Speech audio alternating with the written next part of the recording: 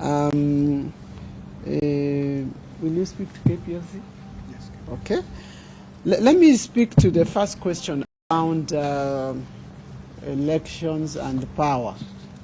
You know, ordinarily I would not respond to political statements because I'm not in the political space. Okay. Just to indicate that part of the national plan in delivering an election is to have infrastructure that supports that election. Okay? Part of that infrastructure, as we all know, is power. So we are well aware of this role. It is something we are taking seriously, like any other role. Yeah? And frankly, nobody needs to be reminded. So there should not be any worries. And I'm sure KPLC will just confirm this in time if there is any need for any confirmation. But this is not politics, it's what we do every day. Let me now give Kipto to speak to the subsidy. Yes?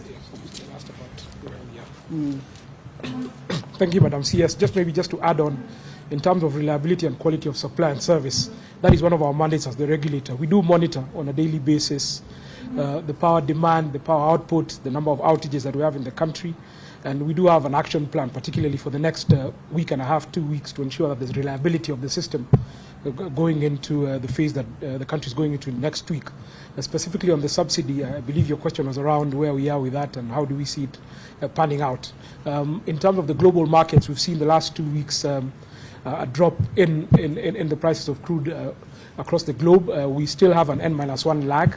We price our cargoes based on cargoes that arrive in the country between the 9th and the 10th. We are yet to see that until the 10th, which will be next week on Wednesday. But as had been committed to by the government in terms of the subsidy program, there was a commitment given by His Excellency the President and the Cabinet Secretary that the government will look at continuing to offer a safety net to Kenyans. But in terms of the global outlook, we are seeing the numbers stabilizing, and we hope in the next couple of months that should be able to stabilize. But come the 10th, when the cargoes close, we'll be able to do our computation, we'll be able to consult with government. But as the commitment had been given, and on the 14th of last month, we believe that this program will continue to be implemented by the government.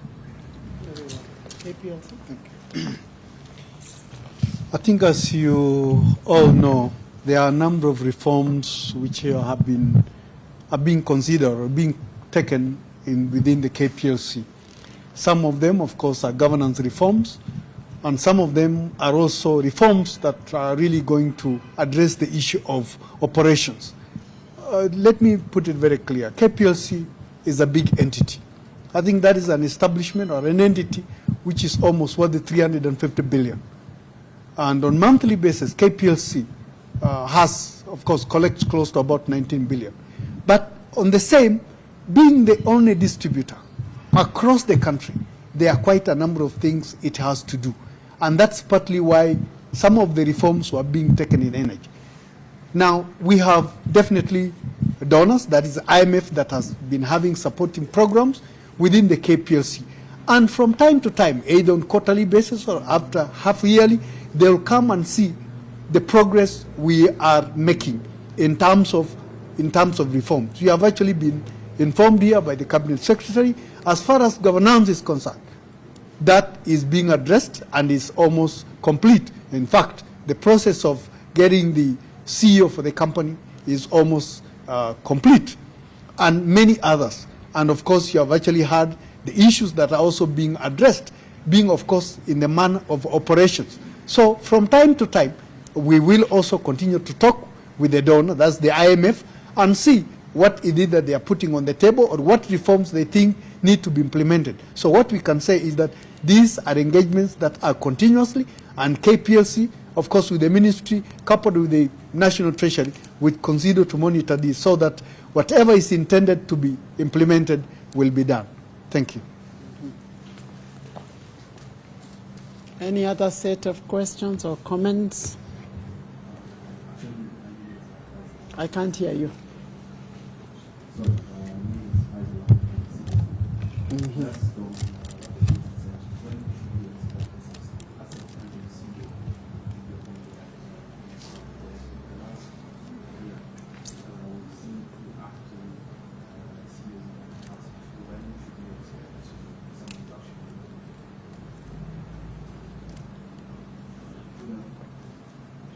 Continue.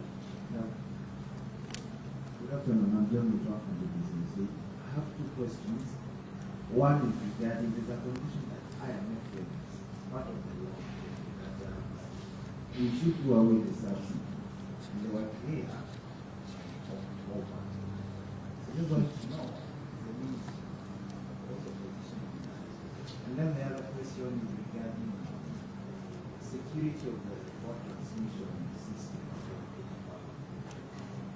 There was yes, you actually said in the last time here that you are going to exempt specific areas. So I just want to know, has that happened? Also, we have a copy of that. Thank you. Good afternoon. My name is Ryan Formation. My question is about the negotiation with IPP. So, can you just clarify if any part of this negotiation involves lengthening the term of those PPAs? Okay, let me just take those first, and let me begin with the IPPS negotiations. We are looking at every PPA singly, so there is no one, there is no one's answer to all the negotiations. We are looking at very specific issues with each of the IPPs. So short of telling you with this one, this is what we are doing with that one, so we are varying things. Huh? And yes, there are possibilities for extension, as there are possibilities for reduction. So everything is on the table.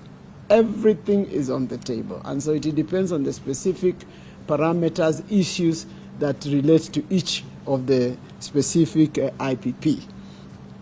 Suffice to say here, as I've indicated, I am very, very pleased with the progress of those negotiations because we are actually receiving proposals on both sides. So it's not about directing the negotiations. It's about having conversations about how to reach an optimal point of agreement that responds to the objective. Our objective is that we deliver low-cost, sustainable power. That is the objective that we are tracking here, and that is the basis of the negotiation. So everything is on the table, and these negotiations are going very, very well. Actually, we are very pleased that we have concluded and closed the deals that I've spoken about here. So I can only see a trajectory of good news going forward as people become more comfortable and confident with the negotiations.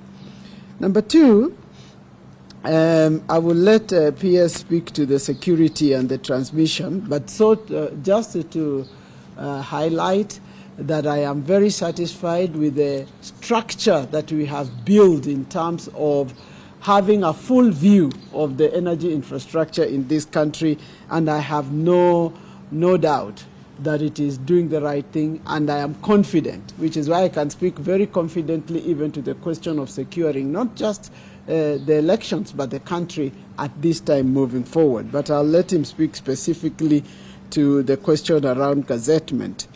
Now, first of all, let me just indicate that the assumption that there is somebody that would tell, okay, let me paraphrase it. It is true that we work closely with development partners, including the IFIs, in terms of pursuit of our mandate for development. And that is what happens across the world. It is also true that everybody wishes that we develop a fiscal framework that is healthy. There is no doubt. That is the intention of government, and that is the mandate of IFS, especially the World Bank, IMF, and so forth. And it is also true that there has been a conversation around restructuring and improving the governance of various strategic entities of our country, and that includes the KPLC, which is an extremely important actor in driving both our social services but also our development aspiration. The discussion around stabilizing the tariff is a big one, and it must be taken within the context of what is our development aspiration. Our determination in our analysis is that we cannot become a competitive country if we have power that is overpriced. That is the starting point, and that is why we are going through this reform agenda in a very meticulous and detailed way. Now, the question around stabilizing those tariffs for the purposes of the benefit of Kenyans is an important political obligation and responsibility of this government. And the question around the subsidy, whether to do a subsidy or not, is a matter of a modality.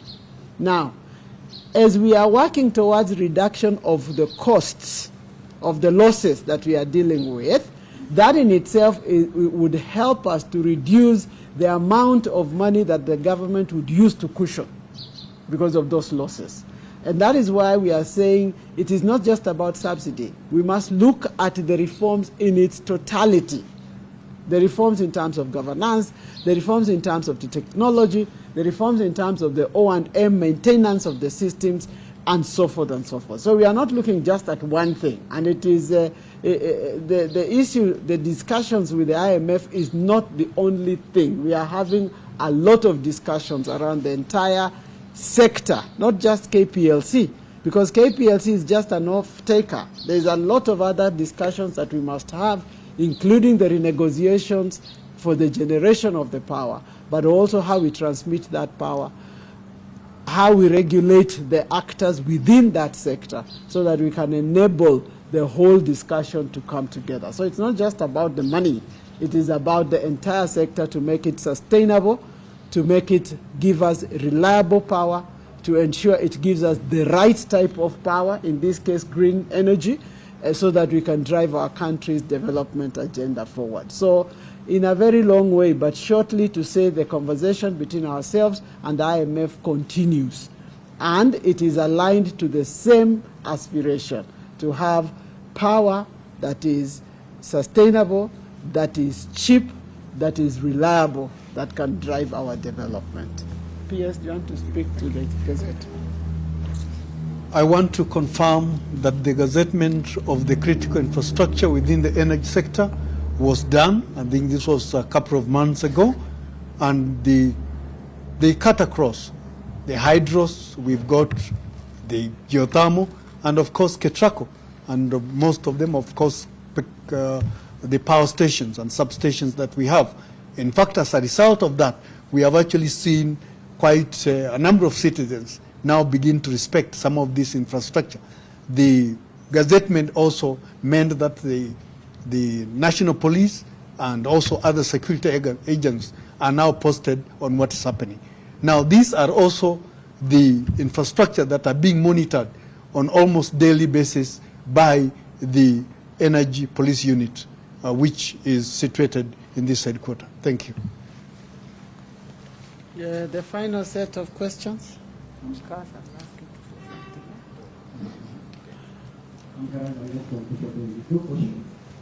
June, there was you launched distribution of LPG gases. How is the process? Why are they doing it? And we should know how much the government funded into the STEM project. Then the other question: manufacturers in the sector are going to push it for licenses to allow them to sell themselves power to the nearby community.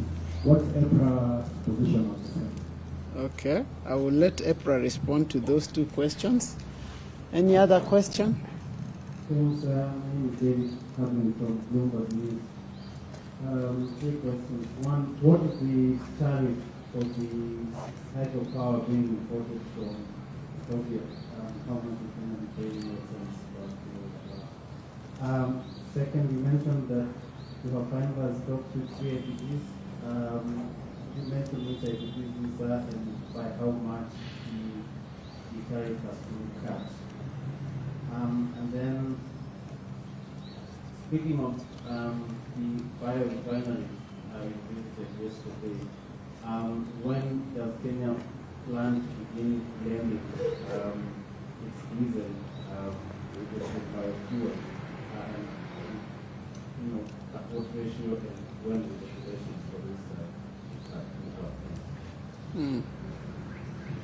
Okay. Yes, the last one. Again, no new questions, but I feel like two questions are not potential answered, so I'll just ask that again. Yeah. The question people addressed was on the areas for the subsidies. I think you mentioned the output, the output. And then I think this connects to something you just addressed, but just a part of it I felt that would be important to ask again. So for now, in the near to medium term, I was can expect to see that Okay. Are you taking about it for now? Okay. All right. Let me start with those two that you are claiming I didn't answer.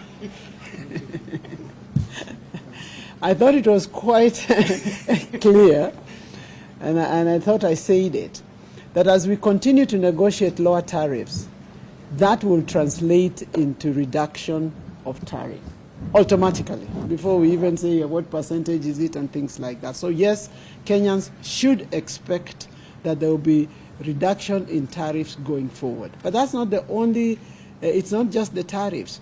The introduction of technology and innovation that enables us to select and be in control of the choice we make, the amount of the energy that we need, when we need it, that in itself puts the power in your hand to lower your own tariff. So this is a process, it's multifaceted, it is going to continue. Now, will there be a 15% tariff? I guess that is the question you are asking. That process was, of course, disrupted because of dynamics that were beyond of ourselves. But having said that, I want us to invite ourselves to the process that I have outlined here in terms of the reforms that we have actually achieved. The fact that we are able to stabilize power in itself is indication of the change, the positive change that we are already experiencing. The fact that we have been able, in spite of the heightened costs of fuel, to hold those tariffs at that point is in itself a positive. So there's a number of things that when you are looking at the reduction you must look at.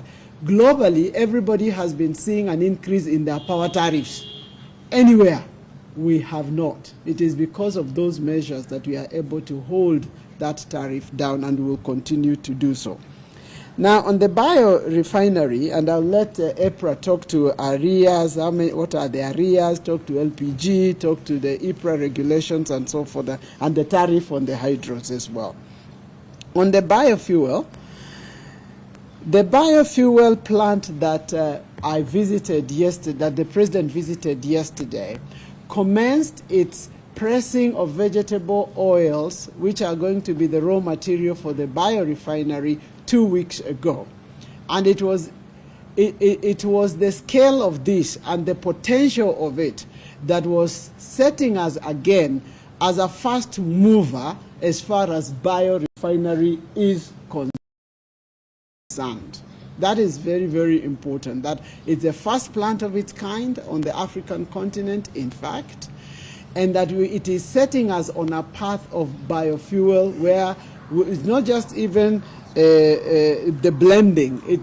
We have the possibility of doing our jet fuel for ourselves and for the region within a very foreseeable future. And we are talking less than 5 years today.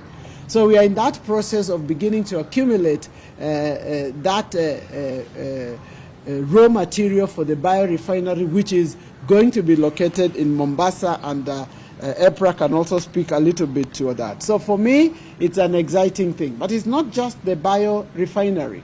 It is the impact it is having on the farmers. Right now, we are talking about 25,000 farmers already involved in provision of the seeds in 10 counties, to be expanded by October rains, this October rains, to 15 counties. At its optimal operation, we are talking about impacting 250,000 farmers in ASALD region. So we are looking at a potential of this country leapfrogging in a very significant way, particularly in the counties that have difficulties in terms of producing many other things, but we can put them to use for things that are relevant to their ecosystem. So it is the promise of that that we are looking at, and it is real because it has been tested. We now know it can work and that we are in the right path as far as biorefinery is concerned. Before I ask IPRA, let me ask IPRA first and then Cass to say something about this. Thank you. Thank you, Madam CS. I'll